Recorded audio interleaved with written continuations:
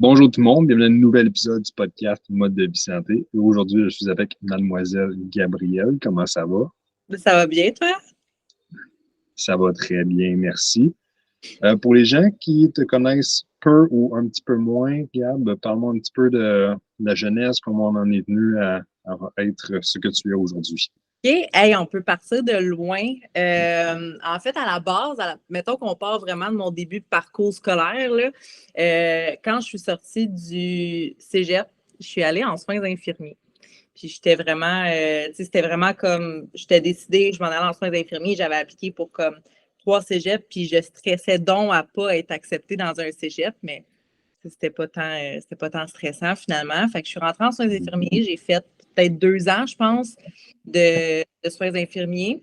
Puis finalement, écoute, j'ai adoré le milieu, le travail, mais c'était plus niveau conditions de travail que c'est plus difficile, là, évidemment, aux soins infirmiers. Puis la réalité aussi, c'est que je suis immunosupprimée. Fait que, tu sais, tout ce que les patients avaient, je le pognais. Fait que c'était peut-être pas le best. C'était pas le meilleur milieu, mettons. Fait que c'est sûr que je m'aurais enligné plus vers la réadaptation physique. Fait que ça aurait été bon, mais encore là, c'était, tu sais, tu dois vraiment faire tout pour être là-dedans. Puis c'était vraiment pas pour ma santé, là, c'était vraiment problématique. Fait que j'ai lâché soin. Pendant ce temps-là, je travaillais chef tech en laboratoire. Fait que j'ai été chef technicienne de laboratoire. Fait que j'avais mon équipe, tout ça. Puis sincèrement, le poste de technicienne de laboratoire, c'est vraiment un poste que j'aime beaucoup parce que tu vois beaucoup de choses, tu touches à des aspects de la santé, évidemment. Ayant eu des formations en soins infirmiers, j'avais la chance de pouvoir faire des enseignements au niveau des machines de glucose, des diabètes, tout ça. C'était vraiment intéressant. Puis encore aujourd'hui, je travaille encore dans les laboratoires une fois de temps en temps, mais ça, c'est une autre chose.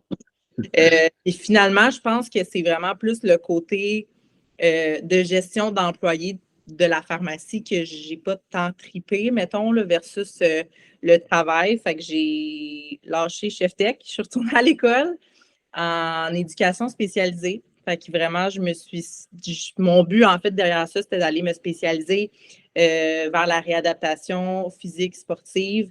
Ce qui était vraiment cool, on avait fait des activités avec des personnes trisomiques. On est allé faire du kayak avec eux. On faisait des sports un peu avec des personnes qui avaient besoin de support en éducation spécialisée.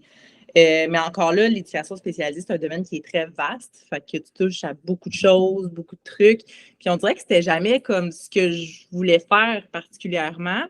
Fait que c'est là que, en étant à l'école, j'ai commencé mes formations de coach. Fait que Quantum Training, j'avais acheté l'académie puis j'étais coachée par Quantum aussi dans ce temps-là.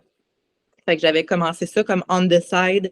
J'avais comme mes clients à mon gym, j'avais mon bureau à mon gym, puis pour comme payer mon bureau, je travaillais au gym à l'accueil. Fait que c'était vraiment juste comme du bouche à oreille que tu sais, je vais venir m'entraîner avec toi puis tout.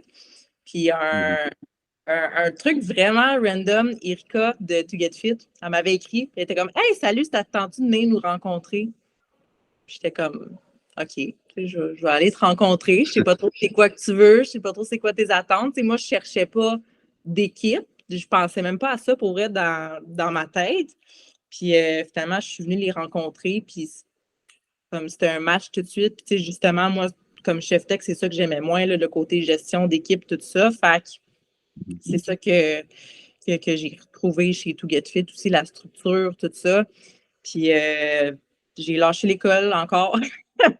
J'ai relâché l'école, je me suis lancée à 100% dans le coaching, même si les gens me disaient donc de ne pas faire ça, que j'aurais pas de diplôme, que, écoute, je me souviens quand j'ai appris que j'étais engagée chez To Get Fit, j'étais avec mes amis du cégep, puis eux autres, ils étaient comme, ben là, tu vas pas lâcher l'école pour aller faire ça. Puis là, je me sentais mal, là. J'étais comme, ouais, peut-être. Fait que finalement, j'ai fait le saut. Tu sais, je faisais technicienne, je venais au gym aussi travailler avec To Get Fit. J'avais amené To Get Fit à mon gym. Puis, tu sais, j'étais à l'école aussi en même temps. Fait que c'était comme, j'étais un peu perdue dans tout ça. Puis c'est comme Kev de To Get Fit qui m'a fait réaliser que, pas que l'école me servait à rien, mais que, tu sais, j'allais avoir un diplôme pour avoir un diplôme que, tu sais, après ça, j'aurais pas travaillé là-dedans. Fait que c'était un peu inutile dans mon cas. Fait que c'est ça. J'ai lâché l'école, puis je suis rentrée 100% to Get Fit. Coaching à temps plein avec des femmes. C'est ça, un petit peu le... Mais tu sais, avec tout ce que tu me dis, je pense depuis le début, tous les travaux que tu as faits, on dirait que la tendance, c'était toujours de vouloir aider les gens, 100%. de toujours patauger là-dedans. Puis là, je pense que tu m'as dit aussi que tu n'avais pas trouvé ton petit dada ou le petit point qui t'allait faire cliquer. Puis du moins, je pense qu'avec tout Get Fit, je pense que ça a été dis-moi si je me trompe, mais le moment déclencheur où ce que tu t'es dit, je pense que là, je suis à ma place. Ouais, ben c'est ça, tu sais, j'essayais tout le temps, on dirait, de trouver quelque chose qui est en lien avec le sport, puis d'aider les gens, mais il y avait, tu sais, à part, j'ai été en kin aussi, c'est vrai, j'ai été en kin, j'ai lâché kin. Tu sais, à part kin, dans ma tête, on dirait qu'il n'y avait pas d'autres possibilités de diplôme que je pourrais avoir qui étaient spécifiques à entraînement puis aider les autres. Fait que c'est pour ça qu'on dirait que je me lançais un peu dans tout. Mais tu sais, il y avait des trucs dans tout qui venaient me rechercher, tu sais, relations d'aide, tout ça, j'aime vraiment ça, mais il y avait tout le temps des trucs aussi que c'était moins ce que je voulais faire au fond de moi. Fait que c'est ça. Le Get Fit, ça a été un bon match. Puis tu vois, c'est vraiment drôle parce que je dis que la gestion, c'était pas tant ça que je tripais, mais chez To Get Fit, c'est moi là, qui commence la gestion puis tout ça. Fait que c'est autre chose, mais je pense que ça dépend vraiment dans l'entreprise, dans quel t'es, puis vraiment le domaine aussi, là. Oui, l'ambiance que ça en vaut pour beaucoup aussi en même temps. Là, ça, c'est des choses qu'on oublie parce qu'on peut pas vraiment le calculer ou le mesurer. Là. Ouais. Là, ça fait combien de temps que tu es avec To Get Fit en ce moment? Ça va faire 2 ans. C'est juste 2 ans. Puis c'est drôle parce que j'ai été la deuxième employée, je pense, de To Get Fit. Puis, fait que je suis vraiment là comme depuis que To Get Fit a été créé, si je ne me trompe pas, pendant la COVID. Puis moi, je suis arrivée juste un peu après. Fait que, tu sais, Kev Piri, il engageait quelqu'un sans nécessairement savoir comment il engageait quelqu'un. Puis moi, j'étais là, genre, let's go! J'étais C'est bon, ça. c'était comme la possibilité que j'aurais jamais vue. Fait que ça, c'était vraiment nice. Tu sais, dans ma tête, on dirait que c'était pas possible de vivre du coaching puis de faire ça parce que on va se le dire aussi, c'est un milieu qui est instable, veut pas, là, financièrement. Fait que dans ma tête, c'était comme pas possible, mais avec une équipe, du support, puis je pourrais pas demander mieux. Oui, c'est très différent. Hein. Sinon, quand on retourne un peu au point de vue cégep ou plus ultérieurement, étais-tu déjà impliqué un peu dans l'entraînement musculaire, des trucs comme ça, ou ça s'est vu plus progressivement dans C'est les vraiment dernières années? progressif. Je te dirais que l'élément qui a le plus aidé, c'est que mon cours d'éduc au cégep, c'était musculation. Fait que c'était, je m'en souviens, les profs d'éduc, là, des fois, c'est spécial. Puis je me souviens, là, on dirait que j'y repense, puis comme mon prof d'éduc était vraiment méchant. Mais c'est ça, tu avais des cours de musculation, puis c'était vraiment comme un programme que tu devais faire. Fait que tu avais comme des cours de théorie, puis toi, tu bâtissais des programmes un peu comme le coaching, mais vraiment plus vague. J'ai encore mes livres en plus de ça, puis c'était vraiment ça. Fait que de là, j'ai commencé à un peu plus aimer m'entraîner. Puis je te cacherai pas que dans ce temps-là, c'est un temps où physiquement, j'étais vraiment mal dans ma peau.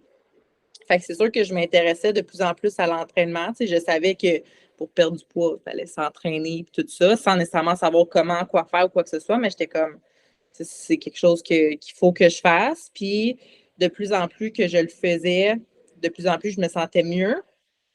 Fait que c'est comme devenu un peu une roue qui tourne. Puis là, de plus en plus que j'allais au gym, ben, de plus en plus que je connaissais le monde là-bas. Je me faisais un cercle d'amis là-bas. Fait que, tu sais, là, c'était le fun. J'y allais. C'était pas juste pour m'entraîner. Tu sais, j'avais des amis, j'allais les voir. C'était comme... Je voyais du monde aussi que, outre, à part la job, l'école, je suis pas vraiment une personne dans la vie qui fait des activités extérieures ou que je vois ben mes amis, mettons. Plus tranquille. Ouais, plus tranquille, je pense. Avant, j'étais bien. J'étais bien. C'est vrai que j'ai eu une année. Ouais, non, c'est pas vrai. Pendant le cégep, j'étais très party animal. C'est ça. De toute façon, à un certain âge, on a toute une phase, du moins, où il faut se vider d'une certaine façon de vivre des expériences là, pour pour ne pas avoir de regrets, comme on dit. Ben oui, puis en plus, hey, ma meilleure amie, justement, on en parlait, puis on était comme, comment qu'on faisait pour sortir à tous les dimanches à la petite grenouille, quand là, je me couche à 11 heures, puis je suis cassée pendant 3 jours. Magané, Ça c'est a ça. pas de des warriors. Puis là, j'aimerais peut-être en venir au sujet qu'on avait parlé un petit peu, Ouais, la sclérose en plaques, si je me trompe pas, c'est bien ça. ouais. Ça fait-tu longtemps diagnostiqué? Comment est-ce que tu l'as appris ou pris même de ce côté-là? Ben, en fait, j'ai été diagnostiquée à 15 ans, fait assez jeune. Puis en fait, ça s'est démontré quand j'ai été diagnostiquée, c'était vraiment mes jambes qui ont. C'est très graduel aussi, la sclérose en plaques, il faut savoir. C'est pas du jour au lendemain que tu vas être paralysé. Parce qu'en fait, c'est ça, la sclérose en plaques, c'est que souvent les gens ils finissent paralysés. Fait que c'est très graduel. Fait que, je me souviens. J'étais au McDo. Je travaillais au McDo dans ce temps-là. Puis mes jambes commençaient à s'engourdir, mais comme rien de dramatique. C'était ma jambe droite. Puis à un moment donné, comme c'était vraiment engourdi, puis tout ça, puis je lavais le plancher, genre. Puis je suis tombée parce que justement, je ne sentais plus ma jambe droite. Je pouvais comme plus me tenir debout. Fait que là, ma mère est venue me chercher, tout ça. On est allé à l'hôpital, puis on pensait que c'était juste comme un air de coincé ou quelque chose juste très banal là, qui fait en sorte que tu es engourdi. Tu sais, que mettons, quand tu dors, puis ça t'engourdit le bras ou peu importe. Puis ça a été. Pour moi, ça n'a pas été difficile le diagnostic parce que je ne savais pas c'était quoi. Mais, tu sais, quand j'ai été hospitalisée à Anna-la-Berge à Châteauguay. Puis les médecins ne sont pas outillés là, dans les hôpitaux généraux pour ce genre de cas-là. Puis ça fait en sorte que, en fait, cette maladie-là, c'est très, très, très rare qu'elle est déclarée jeune. Tu le vois vraiment plus chez les gens comme de 25, 30, 40 ans. Fait que moi, la petite fille de 15 ans qui arrive avec ça, les médecins, comme, premièrement, ils ne voulaient pas me diagnostiquer parce qu'ils n'avaient jamais vu ça. Puis, tu sais, aussi, dire un diagnostic, c'est comme, tu ne le dis pas juste pour le fun. Il faut vraiment que tu sois sûr de ce que tu dis. Puis le médecin, il avait dit à un moment donné, tu sais, on est en train de vérifier, mais ma mère, elle capotait. Puis elle était comme, tu sais, dites-moi juste, vous êtes rendu où, quelque chose. Puis il avait dit, tu sais, on regarde les pistes pour sclérose en plaques. Puis ma mère, elle avait commencé à pleurer parce qu'elle, évidemment, elle savait c'était quoi cette maladie-là. Puis moi, j'étais comme, c'est quoi? Je sais même pas c'est quoi, c'est une grippe. Fait que, tu sais, ma mère, elle capotait, tu sais, dans tous ses états, mais moi, je comprenais pas. Puis la seule chose que ma mère, elle me dit, c'est, ben, tu vas paralyser. Fait que j'étais comme, ah, all right, excellent. Parfait. Good, excellent. Fait que finalement, tu sais, on fait les tests, tout ça, puis vu que j'étais jeune, ils m'ont transférée à Sainte-Justine, eux qui étaient beaucoup plus outillés pour les enfants, évidemment. Fait que ils font donc d'autres tests, tout ça. Ça l'a pris quand même longtemps, je te dirais un bon une semaine et demie avant de me diagnostiquer. Puis il y a eu aussi des problématiques avec parce que pour faire un diagnostic de sclérose en plaques, il faut que tu fasses une ponction lombaire, fait que l'aiguille dans la colonne vertébrale pour aller chercher le liquide de la moelle épinière. Puis ils ont dû m'opérer après parce que ça n'a pas bien marché ou ça n'a pas bien été fait. Fait que, bref, il y a eu des complications avec ça aussi, fait qu'ils ont dû me garder longtemps à l'hôpital. Mais, puis je me souviens, c'est ça que j'écoutais le podcast hier, puis c'est ça que je disais, le moment où ils l'ont annoncé, c'est que moi, je suis très, quand j'en parle dans la vie, je banalise tout un petit peu. Comme, tu sais, pour moi, c'est pas dramatique, c'est pas quelque chose qui me fait peur ou peu importe, mais eux, quand ils l'ont annoncé, tu sais, je sentais que pour eux, c'était comme, on dirait qu'ils m'annonçaient ma mort. Comme il était rentré 3 médecins dans la chambre, puis j'étais avec un autre enfant dans la chambre, on était 2, puis ils ont fait sortir l'autre famille. Ils ont fermé la porte, puis moi, j'étais comme couchée dans le lit, puis ils se sont mis les 3 en ligne devant moi. Puis là, ils ont dit, Gabriel, il faut qu'on te parle. Là, j'étais là, ah, OK, excellent. Puis là, c'est ça, c'est là qu'ils ont annoncé le diagnostic. Puis encore là, moi, j'étais comme, tu sais, c'est bien beau les mots que vous me dites, mais je ne sais pas c'est quoi. Puis là, en même temps, mon père, il lance une chaise dans la chambre. Comme, tu sais, mon père est en grosse crise. Ma mère qui essaie de contrôler mon père. Fait que, tu sais, les médecins ne se sont pas attardés sur comme expliquer c'est quoi. Là, tu sais, c'était zéro réceptif. moi, je commence à pleurer parce que je vois mon père qui capote. Je suis comme, on va mourir demain matin, ça y est, c'est fini pour moi. Mais, fait que c'est ça, je dirais que la réception de la maladie, c'est comme bien passé pour moi parce que je la connaissais pas. Mais mes parents savaient c'était quoi, puis pourtant, on n'en a jamais eu dans la famille. C'est pas des cas qui sont connus. Ça peut être héréditaire, mais c'est ça, il y en a nulle part. Fait que c'était pas mal ça. Puis après ça, ben là, le diagnostic, les traitements aussi pour faire revenir mes jambes parce que c'était encore engourdi, il fallait régler ça. C'était pas mal ça le gros de l'histoire, là. Puis là, comment c'est venu avec les années de ce côté-là, puis comment est-ce que ça l'affecte les journées de tous les jours? Est-ce qu'il y a encore des ressentis? Ou... Ben, je te dirais, en fait, j'ai même pas expliqué c'est quoi la sclérose en plaques, parce que probablement, il y a des gens qui savent pas c'est quoi. C'est ça. La sclérose en plaques, c'est une maladie dégénérative du système nerveux. Fait que système nerveux, moi, je suis affectée principalement au niveau du cerveau puis de la colonne vertébrale, ce qui fait en sorte que c'est tout ce qui affecte ton système nerveux. La fatigue, le stress, c'est des gros, gros joueurs. L'alimentation aussi, si tu manges des aliments qui sont inflammatoires, t'inflammes au niveau du corps, ça va avoir des répercussions.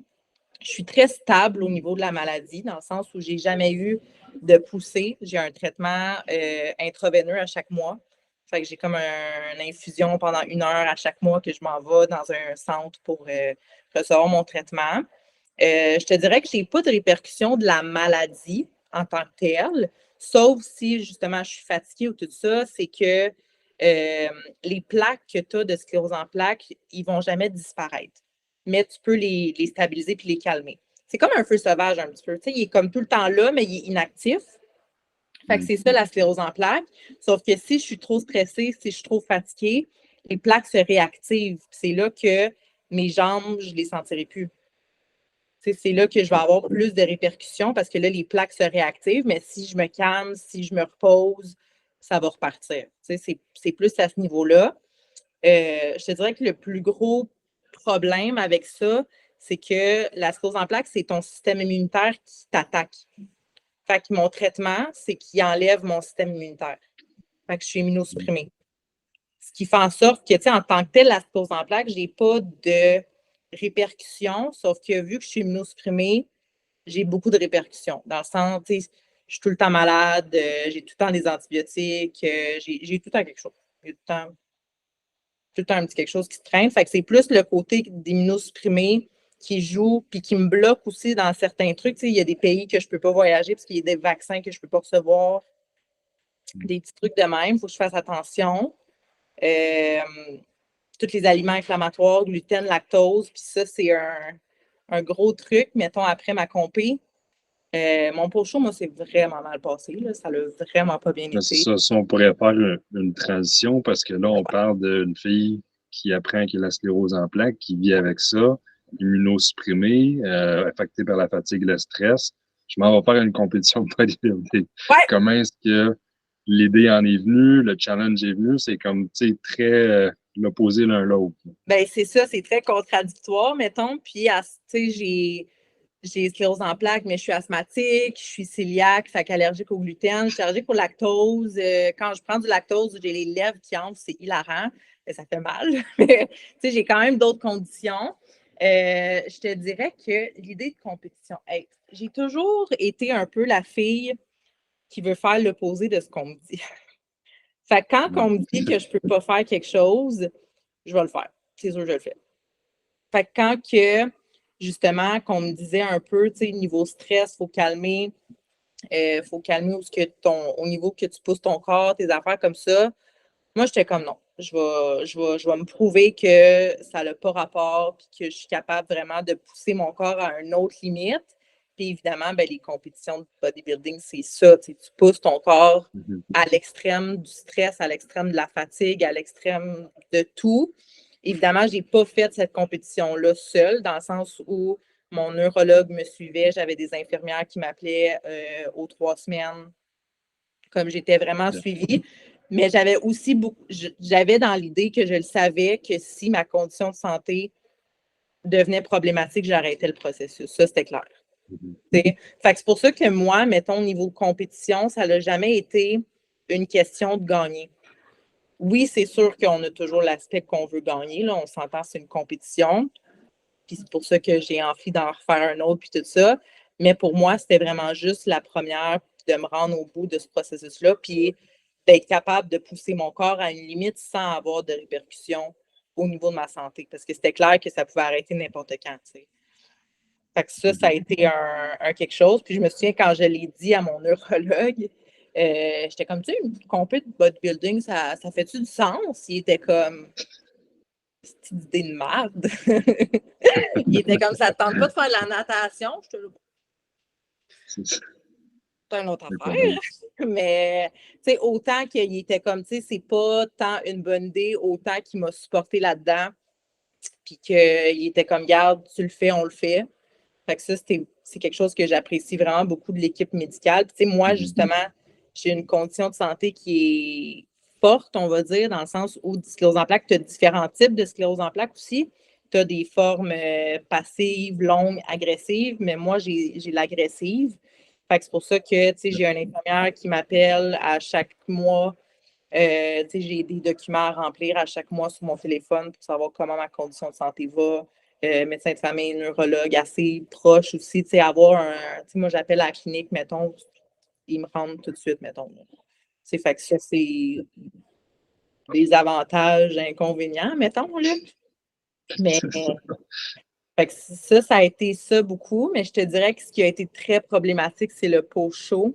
Là, après, ça a été vraiment, vraiment, vraiment difficile. Ça l'a mené à une crise de sclérose en plaques. Fait que j'ai été traitée pendant 3 jours à l'hôpital parce que je ne sentais plus mes jambes. La réalité, c'est que le post-show a tellement été difficile au niveau alimentaire. En fait, c'est qu'il y avait comme deux côtés. Entraînement, j'aurais voulu m'entraîner, mais on dirait que j'étais tellement gênée de retourner au gym avec les livres en plus que j'y allais plus. J'allais plus faire de cardio. J'étais comme, qu'est-ce que les autres vont penser de moi? Là, une semaine, 2 semaines, ils m'ont vu lean, puis là, si j'ai pris 20 livres. Fait que, tu sais, la gêne a comme pris le dessus. Fait que j'allais plus au gym. Je faisais plus de cardio. Fait que, tu sais, tu passes de comme 2 heures de cardio par jour à nada, à rien, à je suis couchée toute la journée parce que je suis en train de vomir tellement que je mange. Puis, tu sais, ça s'est vraiment rendu loin. Puis, sincèrement, je ne sais même pas comment l'expliquer. Tu sais, je mangeais à en vomir. Puis, comme je vomissais, je me sentais bien, je remangeais. Là, je filais pas, puis là, je m'assoyais. Là, assis, je me sentais mieux, je mangeais. Comme c'est vraiment allé loin, mon post-show. Puis, c'est ça qui a déclenché la crise, évidemment. C'était tellement de stress, tellement de fatigue, parce qu'évidemment, tu sais, l'humeur, ça n'allait pas du tout. Là. J'étais plus là. Aliments inflammatoires, tu sais, gluten, lactose, rendu à ce point-là, je m'en foutais. Je mangeais juste tout ce qui passait sur mon chemin. Puis, ça a donné que en novembre, je pense, novembre, octobre, je ne sais pas trop, je suis partie en vacances 2 semaines au Costa Rica. Puis, 4-5 jours avant qu'on parte, j'étais comme crime, je ne sais pas pourquoi, tu sais, j'ai comme les jambes engourdies, je file pas tant. Fait que là, les filles étaient comme, tu sais, va consulter parce qu'on part comme dans 4 jours au Costa Rica. 3 jours avant le voyage, j'avais réussi à avoir un rendez-vous chez le médecin. Fait que j'étais allée au médecin. Il m'a rentré tout de suite en traitement. Je faisais une poussée de sclérose en plaques, hospitalisée 3 jours. Je sortais de l'hôpital, je partais au Costa Rica. Fait que ça a donné. Ouais, ça a donné comme vraiment, mais ça a vraiment été le post-show qui était difficile, mettons. Là. Ouais, tu sais, ça, c'est quelque chose qu'on peut en parler longtemps. Puis surtout dans ton cas, c'est quelque chose, tu sais, là, justement, tu parles que tu aimerais probablement en faire une prochaine. Ouais. T'aurais-tu comme une stratégie post-show à appliquer? Parce que c'est sûr que les premières, c'est vraiment moins évident que les suivantes, mais tu sais, là, tu as comme un peu une idée comment est-ce que tu te sens émotionnellement, etc. Oui. Ben, tu sais, oui, la réalité, c'est que oui, je pense à des solutions, à des idées, sauf que ces solutions-là, on dirait que j'y avais pensé aussi pendant la première prep, c'est juste que je ne les ai pas appliquées. Là, c'est sûr que, tu sais, ça serait de les appliquer puis de voir comment ça va. Tu sais, un des trucs, je pense, qui était vraiment mauvais, c'est qu'après la compé, je m'étais dit, OK, je vais me laisser 1-2 jours vraiment free, puis après ça, je retombe sur une structure. Mais ce 1-2 jours-là, oublie ça, ça a été la Non. débauche. Puis retourner après ça sur une structure, oublie ça. T'sais. Là, mon corps était comme en état de stress. Je me réveillais pendant la nuit pour manger. Là. Comme, on dirait que j'étais en craving, puis comme, c'est vraiment con, là, mais je devenais agressive. Là. Comme, tu sais, je me souviens, là, dans ce temps-là, je voyais quelqu'un, puis si il me faisait un commentaire ou si il me disait quelque chose ou s'il m'empêchait de manger, j'aurais pu me battre pour vrai. Comme j'étais rendue là. J'étais comme non. Il n'y a absolument rien. Fait que, tu sais, déjà, ça serait un des gros trucs que je ne ferais pas. Là. Tu sais, ça serait OK comme un repas après le show, puis d'acide, dès le lendemain, tu retombes sur une structure. Quelque chose aussi, moi, c'est le sucre, mon problème. Gros problème. Puis ça, le pire, c'est qu'on m'avait averti, puis j'ai pas voulu y croire. Dès que je touche à du sucre, je suis plus arrêtable. Fait que, sincèrement, la seule solution qui, pour moi, va fonctionner, puis je me connais, c'est de juste pas en manger. Comme, tu sais, il n'y a pas de cookies post-show, pas de dessert, rien. Quand je vais dans du salé, j'ai pas de problème de contrôle. Quand je vais dans du sucré, c'est là que c'est comme incontrôlable. Fait que je pense que ça serait ça aussi de réintégrer le sucre tranquillement, plus avec des fruits. Tu sais, c'est rare que tu vas voir quelqu'un qui a scrappé sa shape ou sa santé avec des fruits. Là, tu sais, même si tu manges 8 melons d'eau par jour, à la limite. Pas t'écœurer avant quasiment. C'est ça, ça va être autre chose. Là, mais tu sais, ça, je pense que ça serait plus mes stratégies. Puis la troisième, ça serait d'en parler. Tu sais, bien franchement, c'est dans ce temps-là aussi, post-show, tu sais, j'habitais toute seule, puis j'étais toute seule tout le temps. Puis quand j'étais avec les gens, ça allait, tu sais, je mangeais pas, ça allait, mais quand j'étais toute seule, là, c'était autre chose. Fait que c'est justement de peut-être, je sais pas, mon post-show pendant une semaine, comme je dis à quelqu'un de venir dormir chez nous, mais là, c'est sûr que je suis avec mon chum, mais tu sais, d'être avec quelqu'un ou comme, tu sais, de m'arranger pour travailler plus à la limite, puis comme finir plus tard, de ne pas avoir trop de temps tout seul. Mais là, je m'étais donné comme un 4 jours de congé après le show. Fait que c'était comme 4 jours que j'étais free tout seul. Puis, tu sais, en plus, je me souviens, après le show, avec Seb, comme il avait fait le show aussi, on s'était comme auto-primé les deux. Fait qu'on était comme, on s'en va au Bug Burn, on est allé déjeuner. Tu sais, les deux, on se motivait ben pas qu'on se motivait, mais tu sais, on se tentait un peu là-dedans, les deux. Fait que on était allé gros déjeuner. Après ça, on était allé au Bug Burn, s'acheter des bonbons. On est allé dans le magasin exotique. J'ai acheté des bonbons bizarres. Fait que tu sais, c'est comme ça, non, ça serait pas à refaire. Au pire, tu te fais une sortie au gym, puis ça va être plus productif, mettons. Mais ouais, ça, je pense que ce serait mes 3 gros focus. Puis pour vrai, juste garder la routine comme avant le show. Parce que j'étais habituée d'avoir une routine que je me lève le matin, je vais faire mon 45 minutes de cardio, je fais ma journée, je vais faire mon workout le soir. Ben, là, je regardais mon horaire, puis j'avais même pas de temps le matin pour faire mon cardio. Fait que déjà là, c'était voué à l'échec. T'sais. Fait que des trucs de même, je pense que ça va être des gros winners. Là. Ah oui, les post-shows, du moins, si quelqu'un nous écoute en ce moment et prévoit faire une compétition, ça m'en a pris 4 pour apprendre. Je veux dire, les gâteries, prends-en juste après le show. Ils vont en avoir le reste de ta vie. Ils vont pas disparaître à jamais. Sinon, on est comme, on se fait un stack de cochonneries, puis t'es bon pour comme une semaine. Tu te dis, faut que je passe au travers avant d'arrêter. Mais le temps que tu passes au travers, t'as tellement pris d'eau, t'es tellement rendu out of shape que t'es découragé, que tu te dis, c'est plus grave, j'ai déjà tout ruiné. Fait que là, tu viens de juste rempirer à l'infini. Là. Fait que, c'est puis de garder, comme tu as dit, de garder une structure. On a une structure robotique pendant des semaines et des mois. Puis du jour au lendemain, on veut lancer ça à l'eau puis dire fini, je fais plus rien, je fais la patate, puis je vais essayer de manger le moins possible, mais je vais avoir encore plus faim. Fait que finalement, c'est voué à l'échec. Fait que ça, c'est ma tranche aussi. C'est vrai, toi aussi, tu avais fait ton show. Là. Comment que le post-show s'était passé pour toi? Ben, j'en ai le 4e qui était en 2020 a été à perfection. Puis c'est justement, j'ai mangé après le show, j'ai mangé beaucoup, le burger, cheesecake, tout le tralala. Puis le lendemain matin, je recommençais comme je faisais, tu sais, mettons, 3 semaines avant le show, fait que j'avais déjà un petit peu plus de calories. Mais après ça, à chaque vendredi ou samedi avec ma blonde, tu sais, j'avais acheté plein de biscuits, mais je m'en prenais un avec un petit repas. Fait que, tu sais, les sucreries puis tout, c'est là toujours. Je veux dire, on voit tout le monde post-show avec les cochonneries, puis premier show, j'avais acheté pour 100 pièces de cochonneries. Pire erreur à vie parce que là, faut que je passe au travers. Ça sera plus bon en dedans de 3 jours. Fait que, tu sais, il faut le manger le plus vite possible. Fait que c'est ça. Mais non, le dernier a été super bien, mais toutes les autres avant, ça a été l'erreur, c'était que j'achetais plein de choses avant. Je me disais, je vais essayer ci, puis ça, puis ci, puis ça. Mais finalement, je veux dire, ça va être à l'épicerie 1 semaine, 2 semaines, 3 semaines, 2 mois après le show quand même. Fait que, ouais. C'est ça.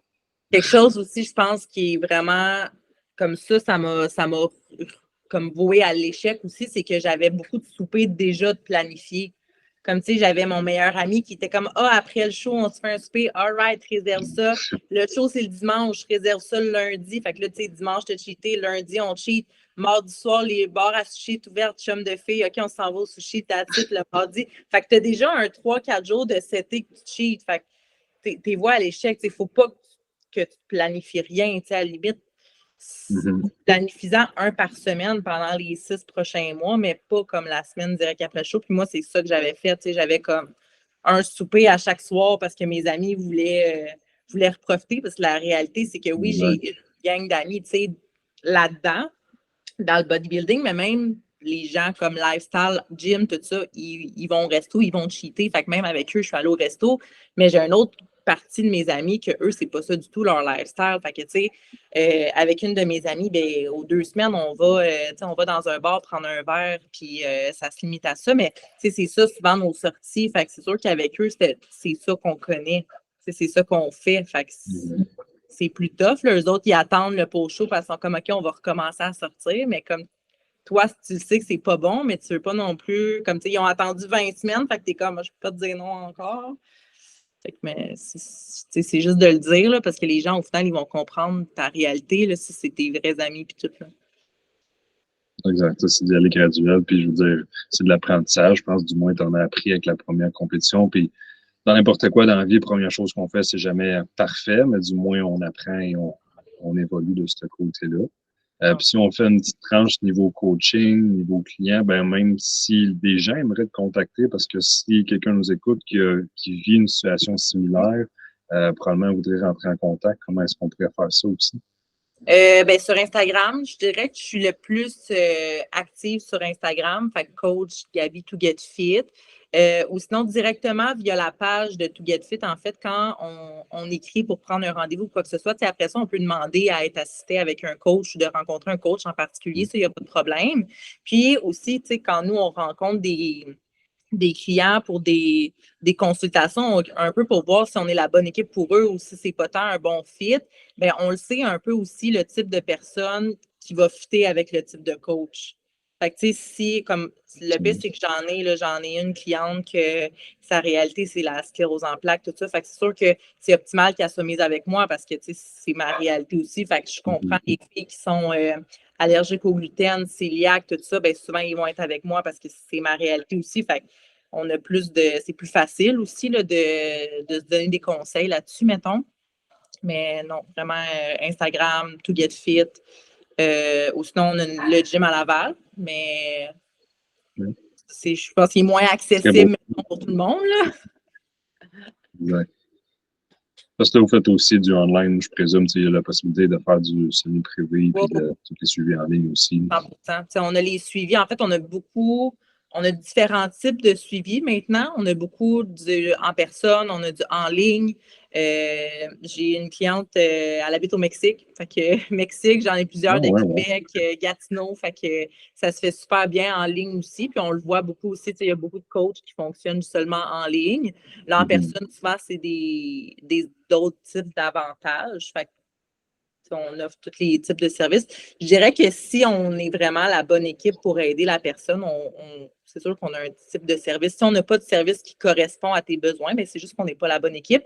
Puis nous, on ne se gênera pas pour te le dire. On va te dire, écoute, on n'est peut-être pas la bonne équipe pour toi, puis on va te référer à quelqu'un d'autre. Puis je pense que c'est ça un peu, c'est ça que tout le monde devrait faire, dans le sens que si tu sais que tu ne peux pas aider la personne, ben aide-la pas juste parce que tu veux avoir un client de plus, tu sais. Ça sert à Mhm. rien.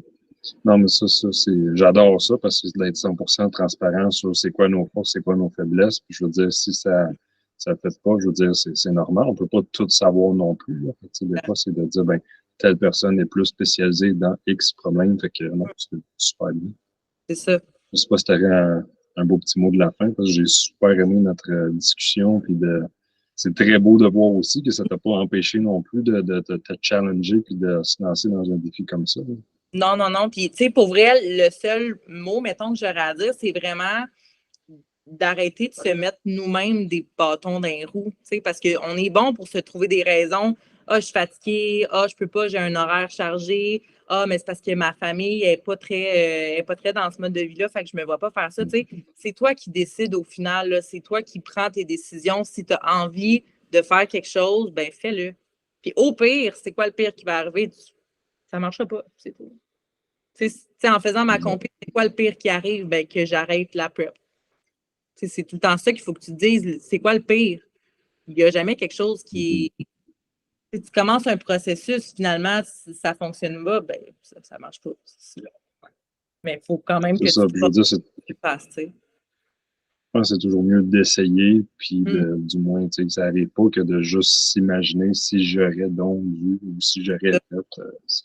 C'est un côté-là. Mais Exact. merci beaucoup de cette belle discussion. J'espère à tous ceux qui ont écouté, qui ont pu en apprendre un petit peu plus sur Gab et surtout tout truc prep et autres. Là. Fait que je te remercie beaucoup et je vous souhaite bonne soirée et à un prochain épisode. Bye. Ciao.